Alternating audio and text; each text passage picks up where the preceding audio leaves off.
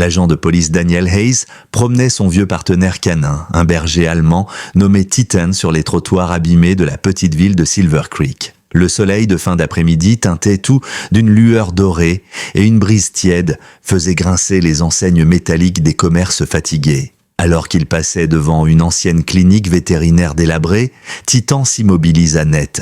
Son pelage se hérissa, un grondement sourd monta de sa gorge.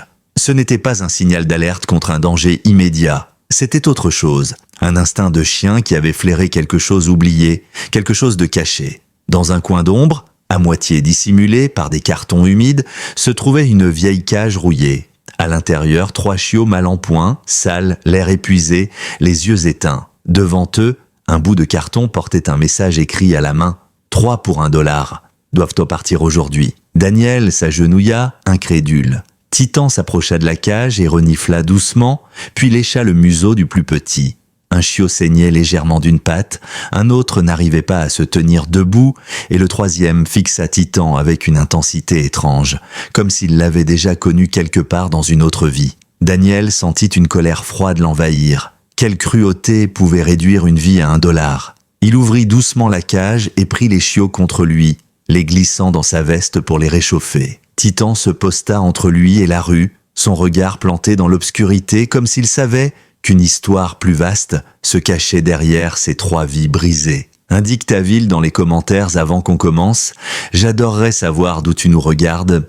À l'autre bout de la ville, dans la lumière qui déclinait sur les trottoirs poussiéreux de Silver Creek, l'agent Ethan Walker terminait sa patrouille du jour. 36 ans, une carrure solide, les épaules carrées, les traits marqués par les décisions difficiles de sa carrière. Ses yeux gris acier scrutaient automatiquement les environs, un réflexe forgé par les années passées dans le département du shérif. Ses bottes brillaient encore, mais sa ceinture et son insigne portaient les traces d'un service prolongé. À l'arrière de son véhicule se trouvait son plus ancien allié, Rex, un berger allemand de 10 ans, autrefois l'un des meilleurs chiens pisteurs de l'État. Aujourd'hui, il portait les stigmates de son passé.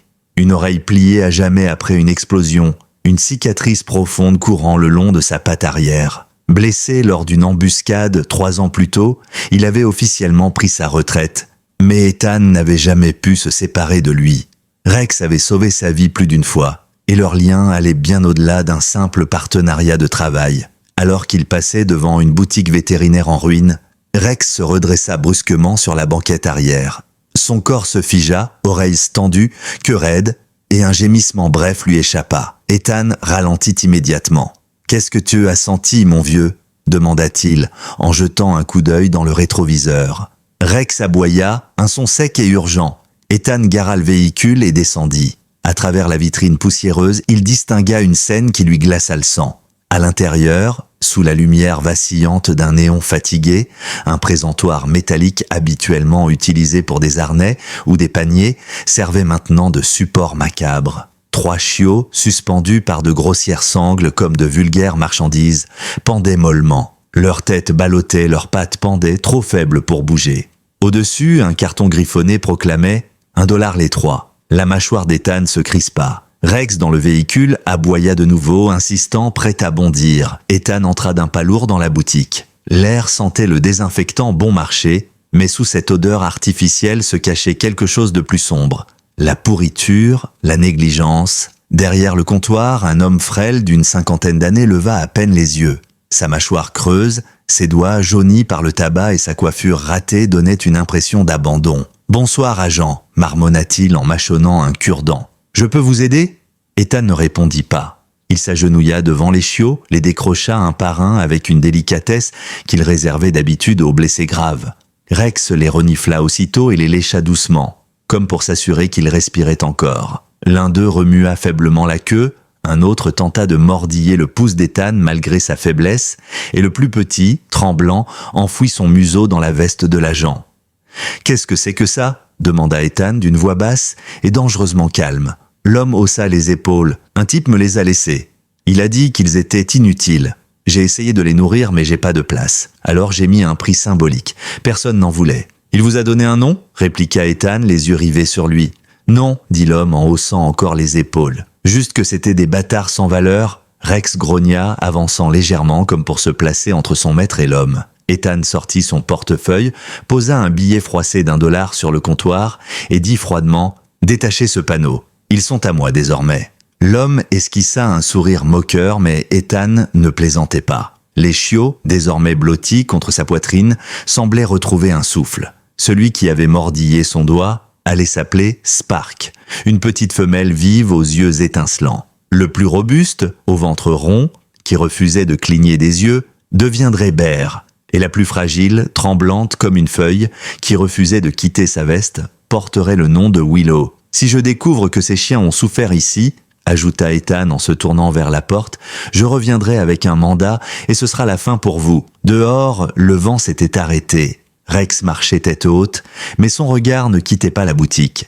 Ethan installa les chiots dans son véhicule, les coucha sur une vieille couverture qu'il gardait pour Rex. Les 3 petites vies se serrèrent aussitôt les unes contre les autres, trouvant chaleur et sécurité dans leur regroupement. Rex s'allongea près d'eux, veillant comme un protecteur. Ethan reprit le volant. Sa respiration était lourde, mais son esprit déjà tourné vers la suite. Il ne savait pas encore où cela le mènerait, mais il savait une chose. Tout avait commencé ici, avec un aboiement, un présentoir de fer et $1.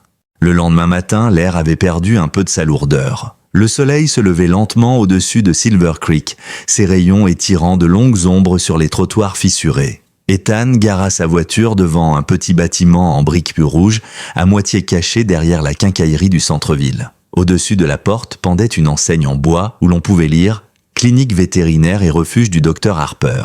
Une clochette tinta quand il entra, une odeur de café, de shampoing pour chien et d'antiseptique emplissant immédiatement l'air. Le docteur Lila Harper, une femme d'une 40aine d'années au visage marqué par des rides d'expression et à la silhouette droite malgré une vieille blessure au dos, leva la tête depuis l'accueil. Ses cheveux châtains étaient tressés en une longue natte qui lui tombait sur l'épaule.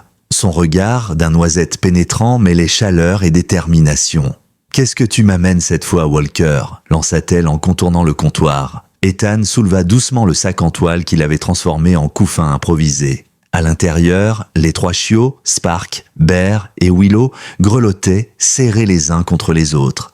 Rex, fidèle à lui-même, marchait d'un pas légèrement raide derrière lui, scrutant chaque bruit, chaque mouvement. Lila écarquilla les yeux. « Mon Dieu, mets-les sur la table vite !» Son ton avait perdu toute ironie. Ethan obéit. Les chiots gémirent au contact froid de la table métallique. Spark montra les dents dans un petit grognement courageux, Bear s'effondra comme un poids mort, et Willow tenta de s'échapper, cherchant désespérément à se cacher sous le bras de l'agent. « On va commencer par le gros ?» dit Lila en enfilant des gants en latex. Elle examina Bear avec soin, palpant son ventre, ses oreilles, ses pattes. Ses doigts s'arrêtèrent brusquement sur son flanc. « Regarde ici » murmura-t-elle, éclairant une zone précise avec une lampe UV. Une faible lueur verdâtre apparut sous la peau. Ethan fronça les sourcils. « Une injection ? Oui, et pas une seule. Ils ont tous plusieurs marques. » Elle passa Spark sous la lumière, puis Willow qui se débattit et gémit avant de se figer au contact de Rex qui, d'un coup de langue apaisant, la rassura. Là encore, les mêmes traces. « Qu'est-ce que ça veut dire ?» demanda Ethan le ton tendu. « Des hormones, peut-être des stéroïdes. Ce n'est pas médical. Ça, c'est typique des éleveurs de marché noir. Ils dopent les chiots pour accélérer leur croissance, rendre leur pelage plus brillant, donner l'illusion d'une meilleure santé. Ça leur permet de les vendre plus cher. » Ethan serra la mâchoire. « Et les effets secondaires ? Catastrophiques. Leur foi n'y résiste pas. Surtout chez les bergers allemands. Beaucoup meurent de jeunes. » Willow gémit soudain lorsque Lila déplaça un plateau métallique. Le bruit la fit reculer, terrifiée. Ses yeux s'écarquillèrent, son petit corps se courba comme si elle attendait un coup. Lila se figea, secouant la tête. « Ce n'est pas de la peur normale, c'est une peur apprise, on l'a conditionnée. » Ethan ne répondit pas. Son regard s'assombrit. Rex, lui, renifla le sol, puis s'immobilisa près du radiateur inutilisé au pied du mur. Il gratouilla la paroi avec sa patte avant, puis émit un aboiement sec. « Qu'est-ce que tu as trouvé ?» demanda Ethan en s'accroupissant. Il passa sa main sous le radiateur et en retira un petit sac plastique couvert de poussière. À l'intérieur, 2 seringues encore bouchées et un morceau de papier froissé sur lequel figuraient quelques lettres et chiffres effacés, AXT 448K9. Lila pâlit légèrement. « Ce n'est pas d'ici, mais ce code AXT C'était le nom d'un composé qu'on utilisait il y a 5 ans, interdit depuis. Trop d'effets secondaires graves. Ethan rangea soigneusement le sachet dans une pochette à sceller. Donc, quelqu'un utilise ta clinique comme planque. Pas sur ma garde, lâcha Lila avec amertume.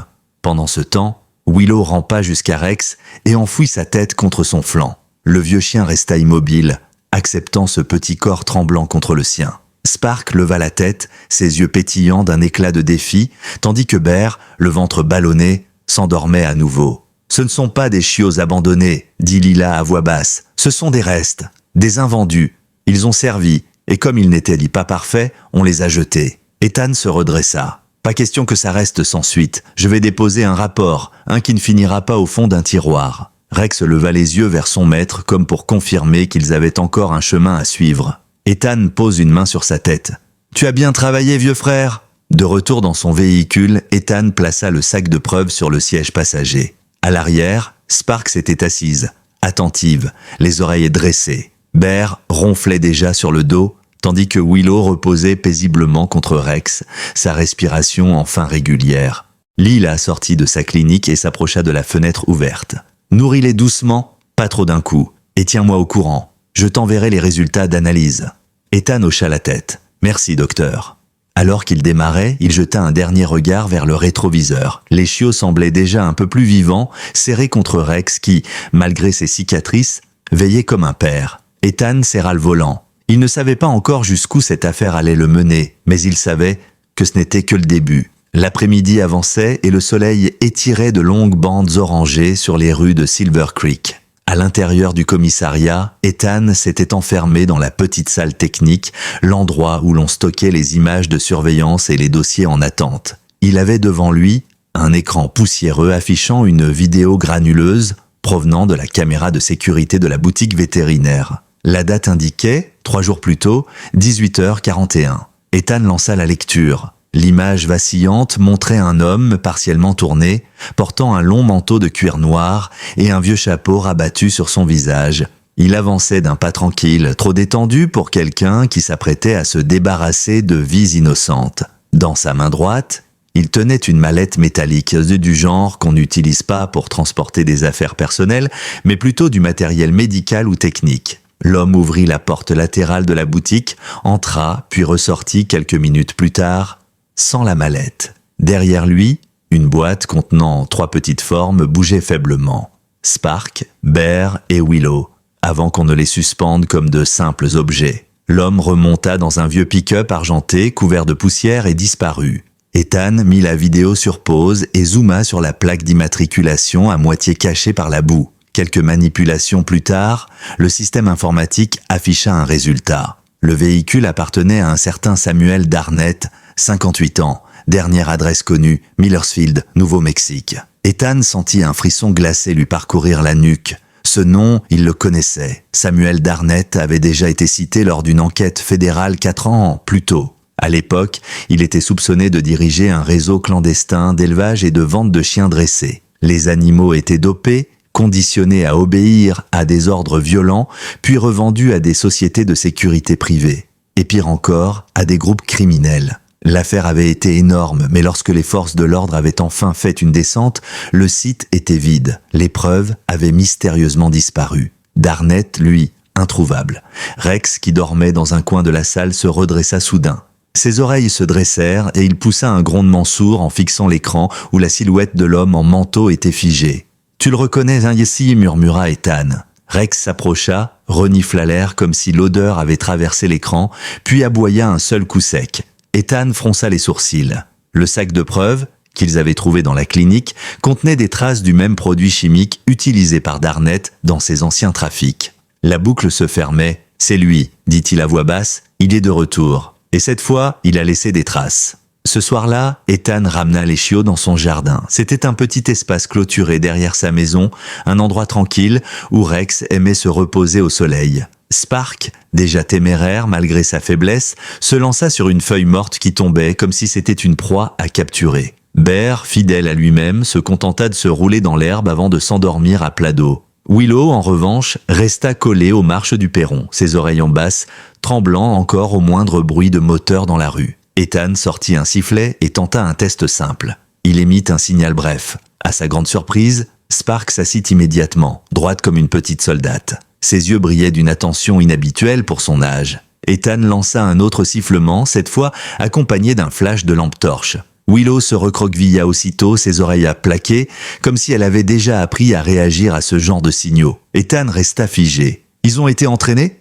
murmura-t-il. Ce n'étaient pas de simples chiots abandonnés. Ils avaient été préparés, dressés, mais pourquoi ? Bear, de son côté, ignora royalement toute tentative et continua à ronfler, le ventre à l'air. Ethan esquissa un sourire triste, mais l'inquiétude revint vite. Des chiots entraînés, des injections chimiques, un vieil éleveur criminel réapparut. Tout cela n'avait rien d'un hasard. Il prit son téléphone et composa un numéro. À l'autre bout, une voix féminine répondit « Agent Walker ? Sarah ? C'est Ethan. J'ai besoin de toi. » Sarah Kendrick, une enquêtrice basée à Denver, spécialisée dans l'analyse de réseaux criminels, avait la réputation de déceler des schémas là où les autres ne voyaient que du chaos. Ils s'étaient rencontrés lors d'un séminaire et Ethan savait qu'il pouvait lui faire confiance. Il lui expliqua tout, les chiots, les injections, la vidéo et surtout la réaction de Rex. « Tu penses que Darnett a relancé son trafic ?» demanda-t-elle. « Je pense qu'il ne s'est jamais arrêté », répondit Ethan. « Donne-moi 24 heures, je vais fouiller les bases de données de permis pour animaux. Si quelqu'un déplace des chiens en quantité, il y aura forcément une trace. Merci Sarah, tu me sauves la mise. Non, tu me paieras un déjeuner ?» Elle raccrocha avant qu'il ne réponde. Ethan s'assit sur les marches du perron. Rex vint se coucher à côté de lui, posant une patte sur sa botte. Dans l'herbe, Spark mordillait une corde, Bear ronflait toujours, et Willow s'était blotti contre Rex. Le silence était paisible. Mais Ethan savait qu'il ne durerait pas. Il leva les yeux vers le ciel embrasé par le coucher du soleil. « Tu étais fait pour obéir », dit-il doucement en regardant Spark. « Mais cette fois, tu vas apprendre à diriger. » Rex souffla doucement et poussa Spark du museau, la forçant à se coucher. Le vieux chien n'avait pas perdu son autorité. Ethan sourit, mais au fond de lui, il savait que ce n'était que le début d'une bataille plus vaste. La route menant aux abords de Silver Creek se rétrécissait en un chemin de gravier bordé d'arbres. Le crépuscule enveloppait déjà le paysage d'une teinte violette inquiétante. Ethan ralentit sa voiture quand un vieux panneau rongé par le temps apparut à moitié couché dans les herbes folles. Stonehill Kennels, fermé jusqu'à nouvel ordre. Les lettres écaillées semblaient annoncer non pas une fermeture ordinaire, mais l'oubli, peut-être même le mensonge. À l'intérieur de la voiture, Rex se mit à grogner doucement. Ses oreilles se dressèrent, son museau pressé contre la vitre. Ethan coupa le moteur et respira profondément. « C'est ici », murmura-t-il. « On va voir ce qu'il cache. » Ils se faufilèrent derrière un rideau de genévrier sauvage. La bâtisse, un long hangar de plein pied, semblait en ruine. Toit en tôle effondré par endroits, vitres brisées, peinture écaillée. Pourtant, les clôtures qui entouraient le terrain étaient en parfait état. Trop parfait pour un lieu censé être abandonné depuis des années. Ethan avança prudemment, lampe torche baissée pour ne pas attirer l'attention. Rex le suivait, museau collé au sol, muscles tendus. Le silence était total, lourd, presque oppressant. Pas d'aboiement, pas de bruit de pas, rien que le souffle du vent. Ils contournèrent le bâtiment et arrivèrent devant une remise branlante. La porte était entr'ouverte, grinçant à chaque rafale. Rex s'arrêta net, puis poussa 2 aboiements secs, le signal qu'ils utilisaient depuis des années pour indiquer un danger potentiel. Ethan inspira et écarta lentement la porte. À l'intérieur, une épaisse poussière recouvrait le sol, sauf un large couloir nettoyé, comme si quelqu'un l'avait régulièrement emprunté. Au fond, dissimulé sous une couche de paille, un panneau de bois encastré attirait l'œil. Ethan s'agenouilla, un cadenas pendait au loquet, mais il n'était pas fermé. D'un geste précautionneux, il souleva la trappe. Un souffle d'air froid et métallique s'échappa. Un escalier étroit descendait vers l'obscurité.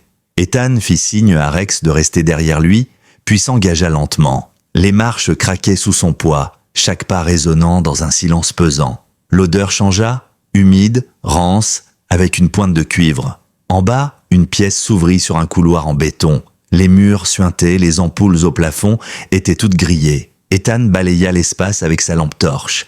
Des cages métalliques s'alignaient de part et d'autre. Elles étaient de vide, mais le sol racontait une autre histoire. Des touffes de poils accrochées aux barreaux, des griffures profondes dans le béton, des gamelles renversées, couvertes de rouille. Et sur certaines parois, des traînées brunes séchées. Du sang, Rex grogna, le poil hérissé. Son museau l'attira vers un tas de paille entassé dans un coin. Il gratta frénétiquement, révélant une bâche plastique déchirée. Dessous, un sac en toile de jute rigide. Ethan déchira la ficelle et écarta la toile. L'odeur fétide le frappa aussitôt. À l'intérieur, des ossements, de petits crânes, des mâchoires encore garnies de dents, des fémurs minuscules. Il y en avait des dizaines, appartenant à des chiens de différentes tailles. Ethan sentit sa gorge se nouer. Au fond du sac, un petit cylindre translucide attira son attention. Il le ramassa avec des gants, une capsule électronique du type utilisé pour les micropuces d'identification. Il la plaça dans une pochette stérile et prit rapidement des photos de la scène. Rex, lui, ne quittait pas l'entrée des yeux, comme s'il craignait qu'on surgisse à tout moment. « Tu as raison, souffla Ethan. Cet endroit n'est pas abandonné. Il a été vidé à la hâte. » Plus tard, de retour au commissariat, il contacta le docteur Harper.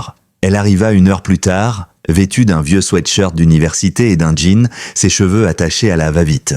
Ethan lui montra la capsule. Elle sortit son lecteur portable, y inséra l'objet, puis attendit que l'écran affiche un code.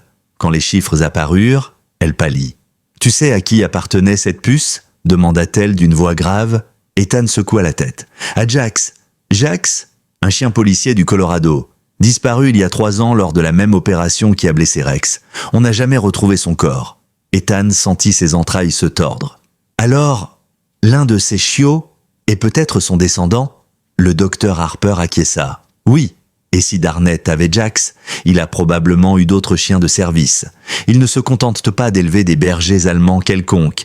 Ils exploitent des lignées de K9 entraînés. » Ethan s'assit lourdement sur le bureau. Le puzzle se complétait peu à peu. Des chiens volés, forcés à se reproduire, dopés aux hormones, entraînés pour obéir à des ordres précis, puis vendus aux plus offrants. Ceux qui ne correspondaient pas finissaient dans des sacs de toile, oubliés dans un sous-sol. Rex posa sa patte sur la cuisse de son maître. Ethan le regarda, les yeux humides. « On va les faire tomber, mon vieux. Je te le promets. » Le vent sifflait sur les hauteurs de Pine Hollow, une zone industrielle laissée à l'abandon au nord de Silver Creek. Les bâtiments délabrés, couverts de tags et de tôles rouillées, servaient parfois de cachette à ceux qui préféraient rester invisibles. Ce soir-là, un entrepôt semblait pourtant bien vivant. De puissants projecteurs illuminaient l'intérieur à travers les interstices des murs et des silhouettes se pressaient discrètement autour des grilles.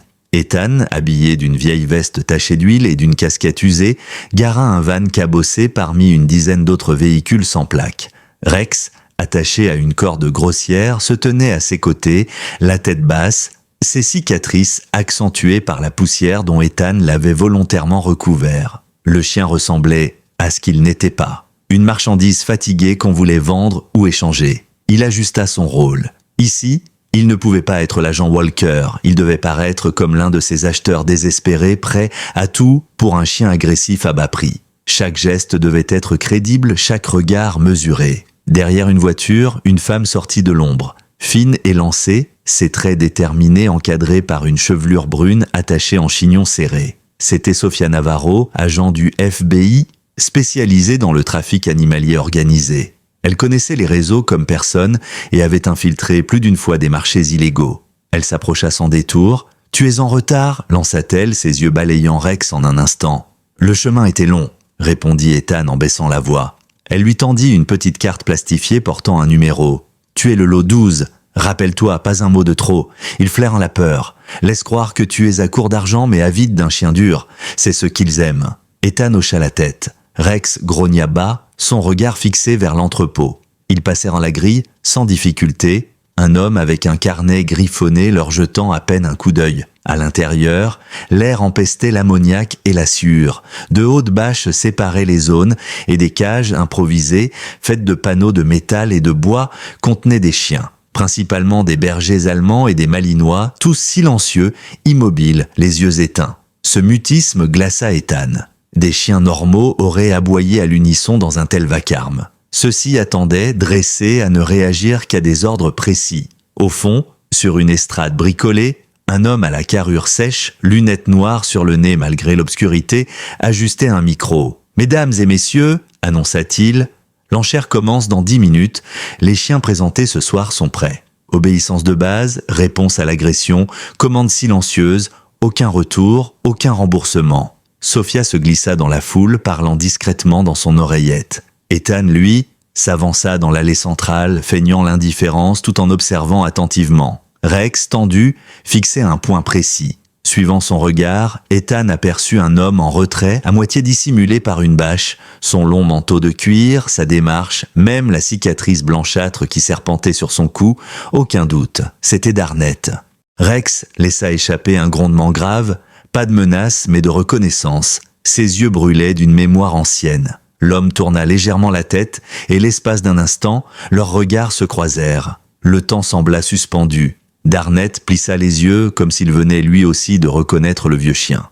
Un coup de sifflet retentit et l'enchère débuta. Un premier chiot fut amené sur scène. Une jeune femelle de 8 mois, tremblante, mais obéissant au doigt et à l'œil du dresseur. Ethan sentit son cœur se serrer. Elle avait la taille de Willow, ses yeux, larges et brillants, trahissaient la même peur apprise.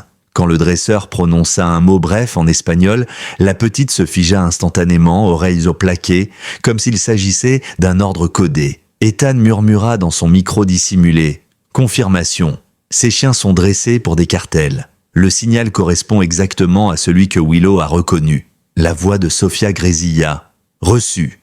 Nous avons une vingtaine de chiens visibles. Certains sont marqués, d'autres semblent issus de lignées spéciales. Le meneur correspond au profil de Darnett. Attends le signal. » Mais Rex ne tenait plus. Ses poils se hérissèrent, sa respiration se fit plus lourde. Ethan sentit la tension monter. Il posa sa main sur son flanc pour le calmer, mais c'était trop tard. Darnett avait déjà tourné les talons, s'engageant vers une porte latérale. « Pas encore !» souffla Ethan. Mais Rex avait reconnu l'homme. Toute sa mémoire, ses blessures, ses cicatrices semblaient concentrées dans ce moment. Il fit un bond en avant. Ethan lâcha la corde volontairement. « Va !» Le vieux chien s'élança comme une flèche. La foule explosa dans le chaos. Les acheteurs crièrent, les cages tremblèrent. Les chiens hurlèrent enfin, brisant leur silence conditionné. Darnett tenta de franchir la porte, mais Rex le percuta aux jambes, le plaquant au sol dans un rugissement. Ethan accourut, son arme dégainée. Darnett gisait, coincé sous la masse du chien, ses yeux fous fixant le plafond. Sophia surgit avec 2 agents fédéraux et claqua des menottes sur ses poignets. « Samuel Darnett, dit-elle, son ton glacial. Vous êtes en état d'arrestation pour trafic animalier, cruauté aggravée et association criminelle. » Darnett cracha au sol, un sourire mauvais aux lèvres. « Vous croyez que ça change quelque chose? Vous avez coupé une branche, pas la racine. » Ethan se pencha, son regard d'acier dans le sien. « On verra. » Rex, lui, ne bougeait pas. Son souffle rauque près du cou de l'homme. Un gardien, un juge. Autour d'eux, l'entrepôt était en pleine ébullition. Les agents libéraient déjà les chiens, leurs aboiements emplissant l'air d'une clameur longtemps étouffée. La pluie s'abattait, drue sur les toits de tôle de l'entrepôt de Pine Hollow. Les gyrophares de la police et des unités fédérales peignaient l'obscurité de flashs rouges et bleus. Les aboiements libérés résonnaient comme un tonnerre qui refusait enfin le silence imposé. Des agents couraient d'une cage à l'autre, brisant les cadenas, libérant les animaux un à un. Certains chiens, trop faibles, restaient couchés, incapables de marcher. D'autres, tremblants mais décidés, bondissaient hors de leur prison, reniflant le sol, cherchant la liberté. Ethan, trempé par la pluie, avançait dans le chaos. Rex marchait à ses côtés, son pas boitant à cause de son ancienne blessure, mais son regard toujours aussi vif. Ensemble, ils vérifiaient chaque cage, chaque recoin. Un gémissement attira leur attention. Au fond de la pièce, près d'un vieux radiateur rouillé, un berger allemand massif gisait, une plaie béante sur la poitrine. Ses yeux clairs brillaient malgré la douleur. « Bruno !» murmura Sophia, arrivée derrière eux. Il était sur la liste des chiens supposés expédiés à l'étranger. On pensait qu'il n'avait pas survécu. Ethan brisa le cadenas et s'agenouilla. Le chien gémit faiblement mais remua la queue quand Rex s'approcha pour le renifler. Sans attendre, Ethan passa ses bras sous l'animal et le souleva avec précaution. « On l'emmène » dit-il, la mâchoire serrée. Mais Rex n'était pas rassasié. Son museau s'agita, puis il trotta vers une porte métallique dissimulée derrière des bâches. Il gratouilla frénétiquement, puis aboya 3 fois de suite. Ethan comprit immédiatement. Quelqu'un est là. Ils ouvrirent la porte et découvrirent une petite salle d'entraînement. Le sol était recouvert de tapis de combat, des chaînes pendaient au mur et un gilet taché de sang séchait sur un crochet. Mais ce n'était pas le pire. Contre un mur, recroquevillé, se tenait une jeune chienne, Ember. Ses yeux fous fixèrent Rex comme si elle le reconnaissait. Un homme en sweat à capuche se tenait au milieu de la pièce, un taser dans une main, une laisse étranglante dans l'autre. « Reculez !» hurla-t-il. « Elle est à moi !» Mais Rex bondit avant même que l'homme n'appuie sur la gâchette. Ses crocs s'enfoncèrent dans le poignet armé, le taser tomba au sol. L'homme cria, mais Ethan fut déjà sur lui, le plaquant contre le mur et lui arrachant la laisse. Sophia entra à son tour et claqua les menottes. Amber, elle, n'avait pas fui. Elle s'était approchée de Rex, l'avait reniflé, puis s'était effondrée à ses pattes, épuisée, mais enfin libre. Le reste de la nuit fut une tempête d'ordre, de va-et-vient, de chiens transportés dans des véhicules d'urgence. Plus d'une douzaine d'animaux furent sauvés. Certains portaient des cicatrices irréversibles, d'autres étaient trop faibles pour tenir debout, mais tous respiraient, tous sortaient enfin de l'ombre. Au petit matin, Ethan, couvert de boue et de pluie séchée, porta Willow hors du fourgon, où elle attendait avec Spark et Bear. Les 3 chiots avaient été gardés à l'écart pendant l'opération, mais maintenant, ils retrouvaient Rex. Willow se jeta contre lui tremblante, Spark bondit en avant avec une énergie farouche, et Bear, fidèle à lui-même, se roula directement dans la flaque la plus proche. Sophia s'approcha, un dossier trempé sous le bras. « Tu devrais voir ça », dit-elle en lui tendant une clé USB trouvée dans une enveloppe anonyme. « Il y a des enregistrements internes. » Ethan la glissa dans son ordinateur portable de terrain. Les images qui apparurent firent bouillir son sang. On y voyait l'enchère de la veille, filmée sous plusieurs angles. Mais le plus choquant était la présence de visages connus. 2 élus locaux, un vétérinaire municipal et même un ancien shérif de la région. Tous assis, tous en train de miser sur des chiens, comme s'il s'agissait de meubles. Sophia jura entre ses dents. C'est bien plus vaste qu'on ne le pensait. Ethan referma l'ordinateur. Alors on va les débusquer, un par un. À l'arrière, Spark s'était assise bien droite, son regard fixé sur Ethan, comme si elle comprenait chaque mot. Bear mâchonnait une vieille corde indifférent au tumulte, et Willow, blottie contre Rex, trouvait enfin le sommeil. Ethan sentit une vague d'émotion l'envahir. Ces chiots n'étaient pas seulement des survivants. Ils étaient la preuve que malgré la cruauté, la vie s'accrochait, obstinée. Et Rex, marqué par ses cicatrices, se révélait plus que jamais comme le gardien d'un nouveau chapitre. Il posa la main sur la tête de son vieux compagnon. « Tu n'as pas seulement survécu, mon frère, tu leur apprends à vivre. » Rex cligna lentement des yeux, puis se recoucha le souffle calme. Le soleil s'était levé sur Silver Creek, filtrant à travers les nuages après la tempête de la veille. Dans le jardin, derrière la maison d'Ethan, l'herbe humide brillait encore de gouttelettes.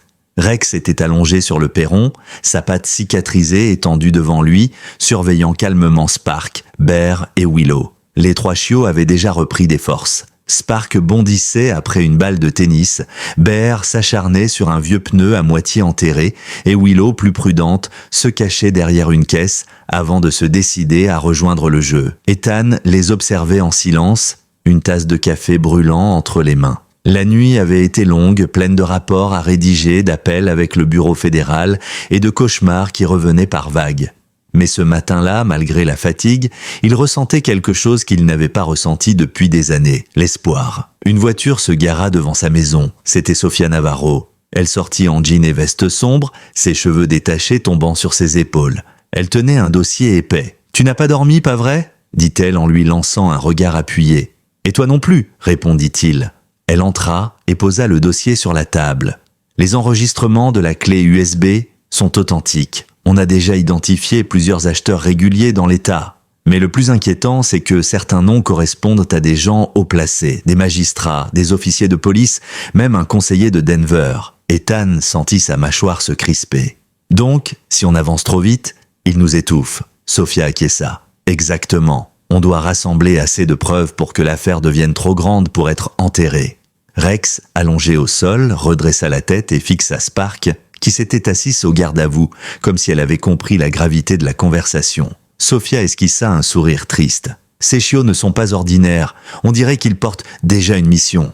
Ethan soupira. Ils n'ont jamais eu d'enfance normale, dressés dès le départ, conditionnés, mais ici au moins, ils apprennent autre chose, la liberté. Ce même après-midi, Ethan emmena les chiots à la clinique du docteur Harper pour un second examen. La salle d'attente était remplie de voisins venus déposer des couvertures, de la nourriture et même de petits jouets pour les chiens sauvés de l'entrepôt. L'histoire avait déjà circulé dans toute la ville, et un élan de solidarité commençait à naître. Le docteur Harper sourit en voyant Willow se réfugier immédiatement contre Rex. Elle n'est pas seulement attachée à lui, dit-elle. Elle le voit comme une ancre. Tant qu'il est là, elle se sent en sécurité.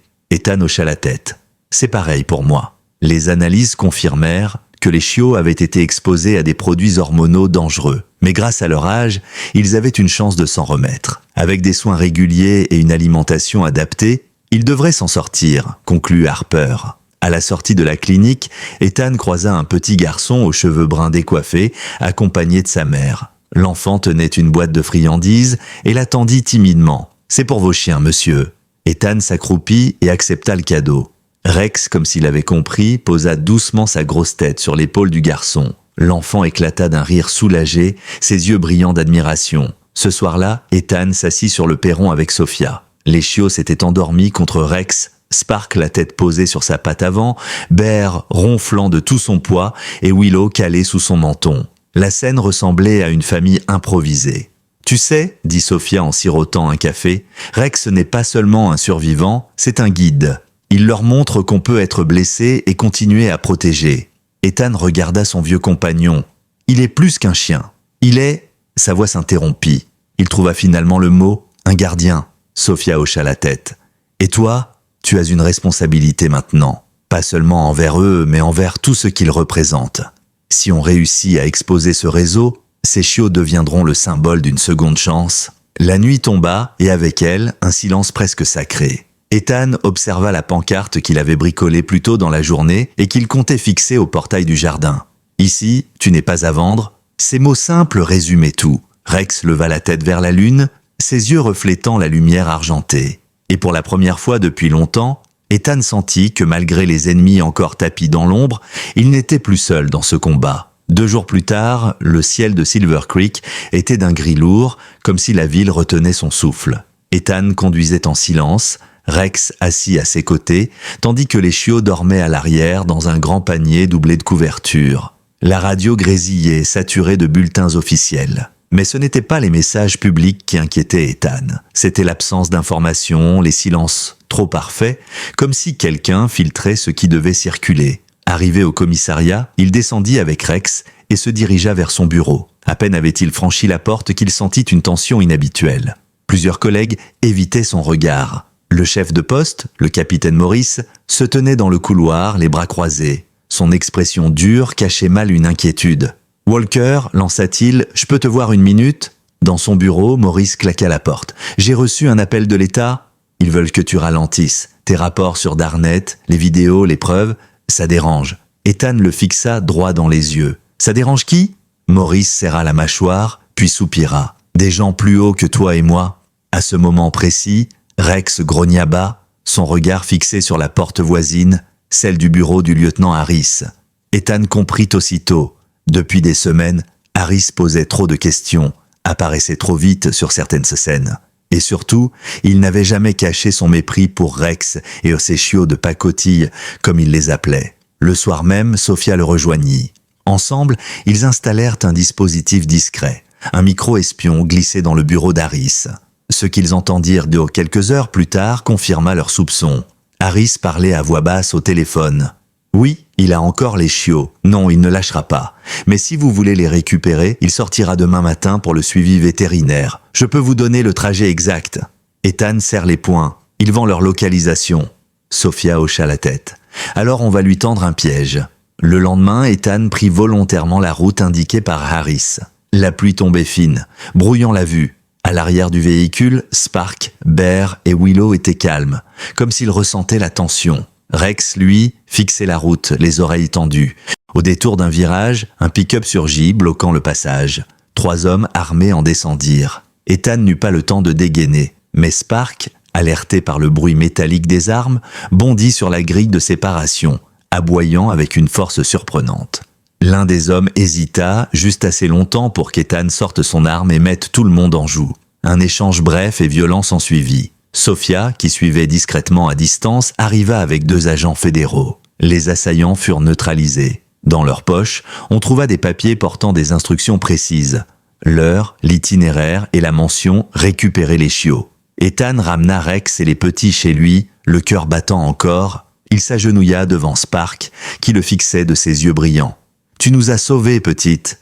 Il caressa sa tête. « Tu es né pour alerter. » Plus tard dans la soirée, alors qu'ils étaient enfin au calme, Bear révéla à son tour un trait inattendu. Dans le salon, Ethan avait laissé tomber son téléphone sous un meuble. Alors qu'il se penchait pour le récupérer, Bear, avec une obstination comique, déplaça le meuble de ses pattes puissantes, libérant l'appareil. Ethan éclata de rire malgré la tension des derniers jours. « Toi, tu seras la force brute », dit-il en tapotant son flanc. Willow, quant à elle, montra un comportement différent. Quand un camion passa dans la rue avec un bruit sourd, elle se figea et se dirigea vers la porte, reniflant avec insistance, comme si elle anticipait un danger bien avant les autres. Harper avait raison. Elle avait développé une hypervigilance, une sorte d'instinct affûté par la peur, mais qui pouvait devenir une arme précieuse. Ce soir-là, Sophia s'assit sur le perron avec Ethan. Les chiots dormaient contre Rex, Spark entre ses pattes, Bear roulé en boule et Willow calé contre son ventre. Sophia sortit un dossier. Harris est compromis, mais il n'était pas seul. Le réseau a des racines profondes, et la tentative de ce matin le prouve. Ils ne reculeront devant rien pour récupérer ses chiens. Ethan leva les yeux vers le ciel sombre. Alors ils vont apprendre une chose. Ici, à Silver Creek, ils ne sont plus à vendre. Rex leva la tête, ses yeux reflétant la lumière des lampadaires. Il avait entendu la promesse, et il comptait bien la garder. Le lendemain matin, le commissariat de Silver Creek résonnait d'une tension palpable. Ethan entra avec Sophia suivi de près par Rex. Ses palourds firent se retourner plusieurs officiers. Le lieutenant Harris était déjà là, assis derrière son bureau, feignant l'indifférence.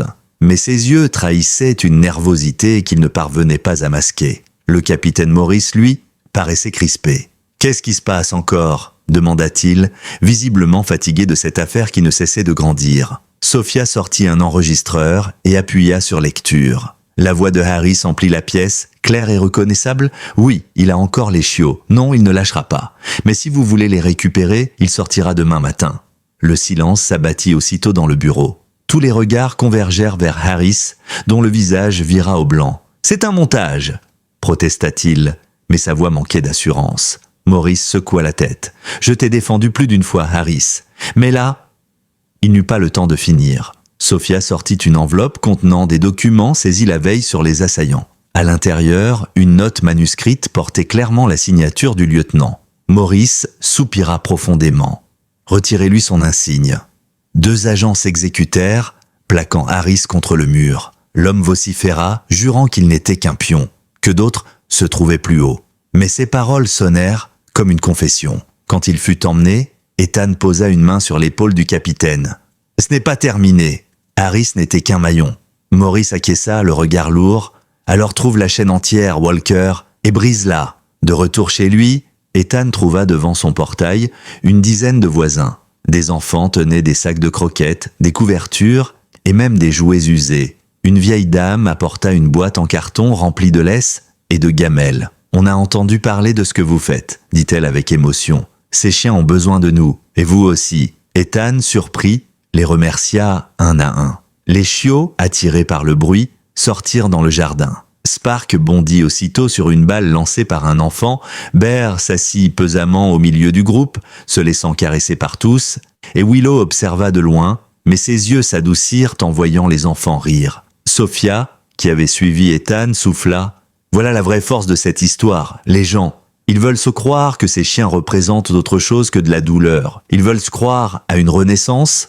Les jours suivants, Ethan aménagea son jardin en terrain d'entraînement improvisé. Des cônes, de vieilles caisses, un tunnel bricolé à partir d'un tonneau. Rex, malgré son âge, guida les chiots comme un instructeur patient. Spark fut la première à se démarquer. Rapide, concentrée, elle exécutait chaque ordre avec une précision étonnante. Quand Ethan sifflait, elle se figeait instantanément, son regard brûlant de détermination. Elle était née pour obéir, mais désormais, il lui montrait comment choisir. Bear révéla sa force naturelle. Peu agile, il se coinçait parfois dans le tunnel ou renversait les cônes, mais quand il fallait pousser une caisse lourde ou tenir fermement une corde, il s'imposait comme une force tranquille. Ethan riait souvent en le voyant, mais il savait que cette puissance pouvait devenir un atout précieux. Willow, elle, restait la plus fragile. Mais son hypervigilance se transforme en talent unique. Elle anticipait les sons, repérait les odeurs avant les autres. Un soir, alors qu'Ethan rangeait le matériel, Willow se mit à gratter frénétiquement le sol près de la clôture. Sous la terre, ils découvrirent un vieux téléphone jetable enterré, probablement utilisé par des guetteurs du réseau. « Tu as trouvé ça toute seule ?»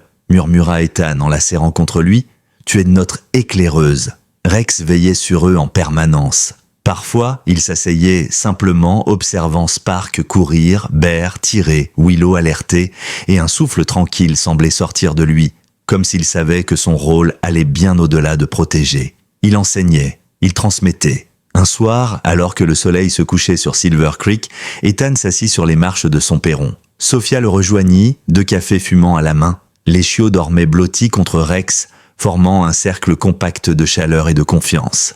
Harris n'était qu'une pièce de l'échiquier, dit Sophia.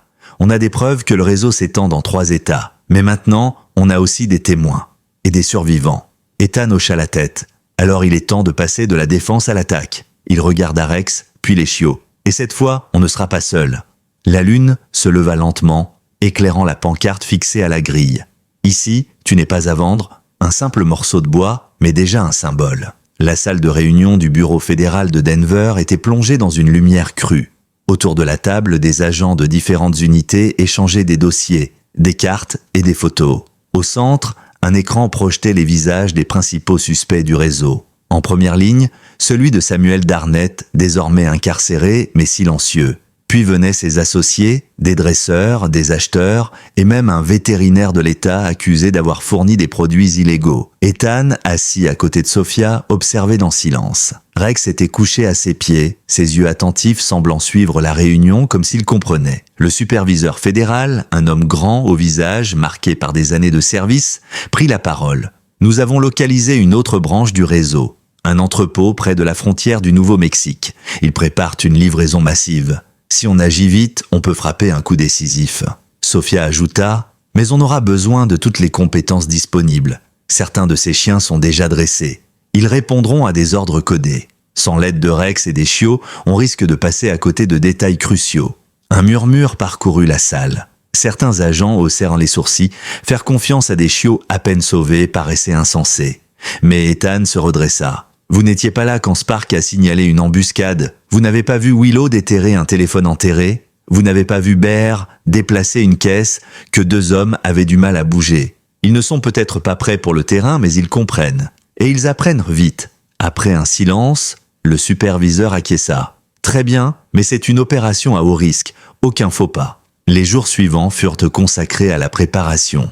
Ethan transforma son jardin en véritable camp d'entraînement. Spark affinait sa réactivité, répondant non seulement aux sifflements d'Ethan, mais aussi à ceux de Sophia. Willow, sous l'œil attentif du docteur Harper, développait sa capacité à repérer des odeurs spécifiques.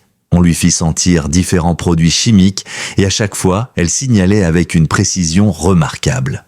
Bear, lui, se concentra sur la force et la protection.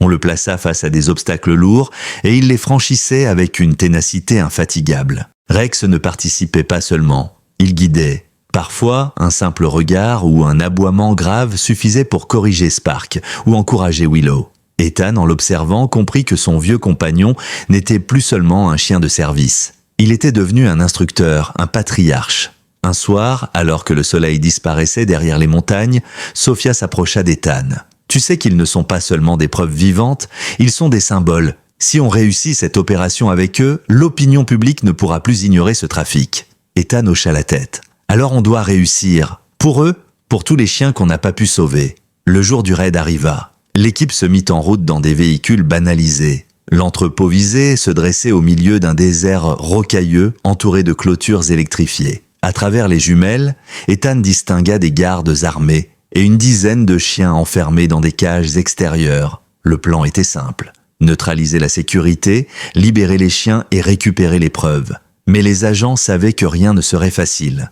À l'approche, Spark fut la première à réagir. Elle se figea soudain, les oreilles adressées. Un sifflement lointain, à peine perceptible pour les humains, se fit entendre. Ethan comprit aussitôt, un signal de dressage. Il fit signe à l'équipe de se mettre en position. Willow, de son côté, tira nerveusement sur sa laisse, reniflant vers une camionnette garée près du hangar. Quand les agents ouvrirent la porte, ils découvrirent plusieurs caisses remplies de seringues identiques à celle trouvée à Silver Creek. Preuve irréfutable du dopage systématique. Bear, lui, montra sa force au moment décisif. Une grille verrouillée bloquait l'accès aux cages principales. Tandis que les agents tentaient de forcer la serrure, Bear s'élança et, dans un effort surhumain pour sa taille, réussit à faire céder la barre affaiblie. Les agents purent pénétrer et commencèrent à libérer les chiens. Mais tout bascula quand un groupe armé surgit de l'entrepôt. Le feu croisé éclata. Les chiens, affolés, hurlaient. Ethan, protégé derrière un véhicule, siffla un ordre bref. Spark bondit hors de sa cachette, courant droit vers Rex. Le vieux chien aboya puissamment et ensemble, ils réussirent à détourner l'attention d'un des assaillants assez longtemps pour qu'un agent l'arrête. La bataille dura moins de 10 minutes, mais elle parut une éternité. À la fin, les hommes du réseau étaient menottés, les chiens libérés et les preuves saisies. Sophia, essoufflée, lança à Ethan « On les a eus ». Ethan regarda Rex, Spark, Bear et Willow. Ils étaient recouverts de poussière, fatigués, mais indemnes. « Non », répondit-il doucement, « c'est eux qui les ont eus ». Cette nuit-là, de retour à Silver Creek, Ethan accrocha une nouvelle pancarte à son portail. Sous la première, où l'on lisait « Ici, tu n'es pas à vendre », il ajouta une autre phrase gravée à la main « Ici, tu es protégé ». Rex s'installa comme toujours sur le perron. Spark s'allongea à ses côtés, Bear s'écroula dans l'herbe, et Willow, les yeux grands ouverts, observait la rue comme une sentinelle. Pour la première fois depuis longtemps, Ethan se permit de croire que le combat pouvait être gagné. Mais il savait aussi une chose, tant qu'il resterait une seule cage fermée quelque part, leur mission ne serait pas terminée. La nouvelle de l'opération s'était répandue comme une traînée de poudre. Les images de l'entrepôt saisi, des cages brisées et des chiens libérés faisaient désormais la une des journaux locaux et circulaient en boucle sur les chaînes nationales. Mais ce qui marqua le plus les esprits, ce ne fut pas seulement la victoire contre le réseau.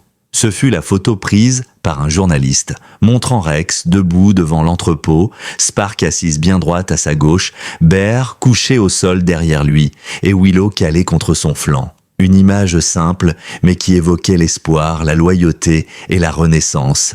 Très vite, les appels affluèrent. Des associations proposaient leur aide, des familles demandaient à adopter les chiens rescapés, et des vétérinaires de tout l'État se portaient volontaires pour les soigner. Le bureau fédéral fut inondé de messages de soutien, mais aussi de témoignages anonymes, des personnes affirmant connaître d'autres lieux, d'autres complicités. Le réseau désormais exposé au grand jour commençait à s'effriter. À Silver Creek, l'ambiance changea du tout au tout. Un matin, Ethan fut réveillé par des coups à sa porte.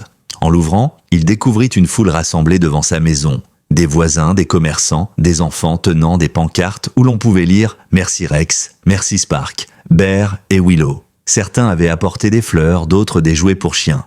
Ethan, ému, laissa entrer ceux qui voulaient voir les chiots. Spark se fit caresser avec un sérieux presque militaire, Bear se laissa tomber au milieu des enfants, qui riaient en essayant de le tirer, et Willow, timide, finit par tendre la patte à une petite fille qui attendait patiemment. Le capitaine Morris, pourtant d'ordinaire réservé, se présenta lui aussi. « Walker, dit-il en se raclant la gorge, tu sais que l'État veut te proposer une médaille pour Rex ?» Ethan esquissa un sourire. Il ne comprendrait pas ce que c'est. Morris secoua la tête. « Peut-être. Mais nous, on comprend, et on doit lui rendre hommage. » Quelques jours plus tard, une cérémonie improvisée fut organisée sur la place centrale. Le maire de Silver Creek, entouré de la communauté, attacha à la médaille un ruban bleu et le fixa au collier de Rex. Le vieux chien resta immobile, stoïque, ses yeux fixés sur Ethan. Mais quand un petit garçon du village s'approcha timidement pour lui offrir une nouvelle laisse gravée du mot « gardien », Rex se pencha et posa sa tête contre l'épaule de l'enfant. La foule applaudit. Certains versèrent en des larmes. Pendant ce temps, les chiots commençaient leur propre chemin. Grâce à l'appui du docteur Harper et de Sophia, un programme expérimental fut lancé. Un centre de réhabilitation destiné aux chiens victimes de trafic, combinant soins médicaux et entraînement progressif.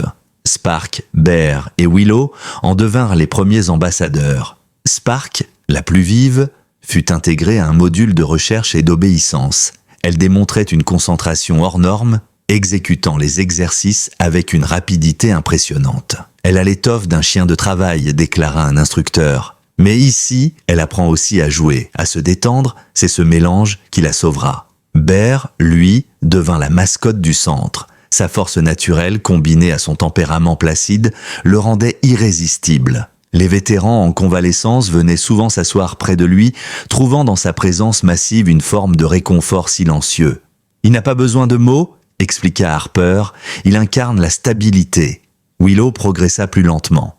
Sa peur demeurait, mais son instinct affûté fascinait les dresseurs. Elle détectait des bruits, des odeurs, des tensions que les autres ignoraient. « Elle n'est pas faible », dit Sophia en la voyant se blottir contre Rex après une séance. « Elle est hypersensible. Et cette sensibilité, bien guidée, peut devenir une force incroyable. » Rex, malgré son âge, supervisait tout. Parfois, il traversait le terrain d'entraînement, corrigeant Spark d'un simple regard, encourageant Bear d'un coup de museau ou réconfortant Willow par une simple proximité. Les dresseurs riaient entre eux en l'appelant « le vieux capitaine ».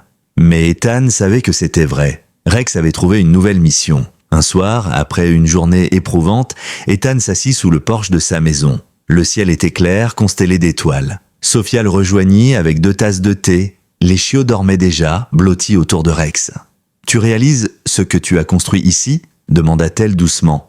Ethan haussa les épaules. « Je n'ai rien construit. C'est eux qui ont tout changé. » Sophia sourit. « Tu sais que les médias veulent te faire un reportage national sur Rex et les chiots ?» Il soupira. « Je n'aime pas cette idée. Je comprends. Mais imagine l'impact. Des milliers de personnes découvriraient ce trafic, comprendraient qu'il existe. Rex n'a pas seulement sauvé ses chiots, il peut sauver d'innombrables autres vies. » Ethan resta silencieux un moment regardant Rex. Le vieux chien ouvrit un œil, puis le referma aussitôt, comme s'il lui disait de ne pas compliquer les choses. « D'accord, » dit finalement Ethan, « mais ce ne sera pas une histoire de héros, ce sera une histoire de seconde chance. » Sophia acquiesça. Et c'est exactement ce dont les gens ont besoin. Quelques semaines plus tard, Silver Creek connut un événement qu'aucun de ses habitants n'aurait imaginé. Des camions de télévision s'installèrent sur la place centrale, des journalistes affluèrent de tout le pays. Les habitants, d'abord intimidés, finirent par se rassembler autour des caméras. L'histoire de Rex et des 3 chiots avait dépassé les frontières de la petite ville. Le reportage national commença au coucher du soleil. La présentatrice, installée devant le commissariat, parla de un vieux chien policier devenu gardien de la justice, de chiots arrachés à un trafic sordide et de une communauté unie pour transformer la douleur en espoir. Les images diffusées montrèrent Rex marchant lentement dans le jardin, Spark bondissant à travers un tunnel improvisé, Bear roulant dans l'herbe avec des enfants, et Willow posant timidement sa tête sur les genoux d'un vétéran en fauteuil roulant. Quand le micro fut tendu à Ethan, il hésita d'abord. Puis il dit simplement « Rex n'a jamais cessé de protéger même après ses blessures. Ces chiots ont appris grâce à lui qu'on peut être brisé et quand même se relever. Ce n'est pas une histoire de héros, c'est une histoire de seconde chance. » La foule applaudit doucement. Dans les foyers à travers le pays, des familles, des policiers, des vétérinaires et même des anciens maîtres chiens regardaient en silence, émus par la simplicité du message. Dans les jours qui suivirent, les lettres commencèrent à affluer. Des enfants envoyèrent des dessins de Rex et des chiots. Des anciens combattants écrivirent pour dire combien leur histoire leur avait redonné courage. Une femme ayant perdu son propre chien dans un accident écrivit simplement « Grâce à vous, j'ai recommencé à croire que Dieu ne nous abandonne pas. » Le docteur Harper, voyant cet élan, lança officiellement le programme Home Without Chains. Un foyer sans chaîne, l'objectif, réhabiliter les chiens issus de trafic et leur offrir un avenir. Spark, Bear et Willow en devinrent les premiers visages. Spark fut intégré à un programme de recherche avancé, capable de détecter des substances et d'obéir avec une précision impressionnante. Bear devint le compagnon préféré des vétérans du centre, incarnant une force rassurante. Willow, quant à elle, fut doucement formée à devenir un chien d'alerte pour les personnes traumatisées. Sa vigilance, autrefois née de la peur, devint un don précieux. Rex, lui, continua d'être le cœur du foyer. Chaque matin, il s'installait sur le perron, observant les chiots courir. Chaque soir, il s'endormait entouré d'eux, comme un patriarche rassuré d'avoir transmis le flambeau. Un soir d'été, alors que le ciel s'embrasait de couleurs dorées, Ethan organisa une petite réunion dans son jardin. Les voisins, les enfants, Sophia, le docteur Harper, tous étaient là. Des guirlandes lumineuses pendaient entre les arbres et les rires s'élevaient dans l'air doux. Ethan se leva, un verre d'eau à la main. « Quand tout cela a commencé, dit-il, je ne savais pas où ça nous mènerait. Mais aujourd'hui, en voyant Rex, Spark, Bear et Willow, je comprends quelque chose, les miracles ne sont pas toujours spectaculaires. Parfois, ils viennent sous la forme d'un chien blessé qui refuse de renoncer, ou d'un chiot qui tremble mais qui choisit, malgré tout, d'aimer à nouveau. Il leva les yeux vers la pancarte fixée au portail, désormais décorée de fleurs par les enfants du quartier. « Ici, tu n'es pas à vendre. » Puis il ajouta « Ce n'est pas seulement un message pour les chiens, c'est un message pour chacun de nous. Personne n'est à vendre. Chacun mérite une seconde chance. » La foule applaudit. Sophia posa une main sur son bras et murmura « Tu sais que tu viens de donner une leçon à toute une ville, pas seulement une maison. » Ethan sourit. Cette nuit-là, quand le calme revint, Ethan s'assit sur les marches du perron. Le vent était doux, les étoiles brillaient. Rex se coucha à ses pieds, Spark et Bear roulaient en boule près de lui, et Willow, comme toujours, veillait, ses oreilles dressées, attentives au moindre bruit. Ethan pose une main sur la tête de Rex. « Tu as fait ton devoir, vieux frère. Mais surtout, tu as montré au monde ce que veut dire protéger. » Rex ferma les yeux, paisible. La médaille de gardien pendait toujours à son collier, reflétant faiblement la lumière de la lune. Et dans ce silence sacré, Ethan comprit que cette histoire ne s'arrêterait jamais vraiment. Car chaque fois qu'un enfant lirait ces mots, « Ici, tu n'es pas à vendre », chaque fois qu'un chien sauvé trouverait un foyer, chaque fois qu'une personne brisée croirait à nouveau à l'amour, le combat de Rex continuerait. Parfois, les miracles ne rugissent pas. Ils marchent à nos côtés, avec un regard fidèle et des cicatrices qui racontent mieux que des mots. Et ce soir-là, à Silver Creek, il y avait un miracle endormi sur un perron, entouré de 3 chiots qui porteraient son héritage.